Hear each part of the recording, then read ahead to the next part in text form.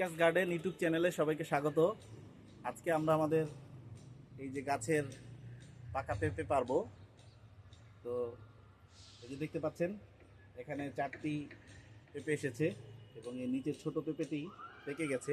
এইটাই আমাদের সেট হওয়া প্রথম ফল। তা আজকে এটা একদমই প্রায় হলুদ হয়ে গেছে, এটাকে পেরে নিব, তা না হলে হয়তো পাখিতে খেয়ে নিবে। আসুন পেঁপেটি পেরে নেই।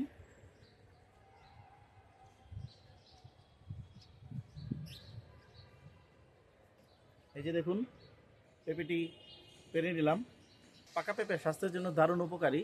এতে রয়েছে প্রচুর পরিমাণে fibre, vitamin A, vitamin C, খনিজ এবং অ্যান্টিঅক্সিডেন্ট, যা আমাদের হজম শক্তি বৃদ্ধি করে, কোষ্ঠকাঠিন্য দূর করে, রোগ প্রতিরোধ ক্ষমতা বৃদ্ধি করে, হৃদরোগ ও ক্যান্সারের ঝুঁকি কমায়। এটি ওজন কমাতেও সাহায্য করে। তাছাড়া ত্বক, চুল ও দৃষ্টিশক্তি ভালো রাখে। তাই পাকা পেঁপে খাওয়া উচিত। আসুন দেখি পেঁপেটি কেমন বের হয় ভিতরে, তারপর আপনাদের সাথে শেয়ার করছি। এই যে দেখুন পেঁপেটি কাটার পরে যে এরকম বেরিয়েছে। তো যতটা নরম চেয়েছিলাম ততটা নরম নামাতে পারি নাই। তো আরও কিছুদিন থাকলে হয়তো আরও বেশি নরম হতো। তবে এটার এক স্বাদ, আর আরও বেশি নরম হলে সেটা আরেক রকমের স্বাদ। তো যাই হোক, তো এখনও বেশ জুসি হবে আশা করছি।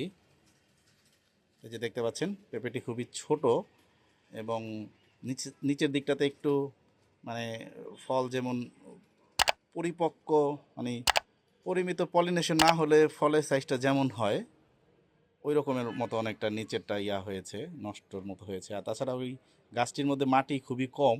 আমরা যখন এটিকে বড় গ্রো বেডে দিব তখন আশা করি হয়তো ফলন আরও ভালো হবে। লাইক, শেয়ার, কমেন্টস এবং সাবস্ক্রাইব করে কৃষিকাজ গার্ডেন ইউটিউব চ্যানেলের সাথেই থাকুন। ধন্যবাদ সবাইকে।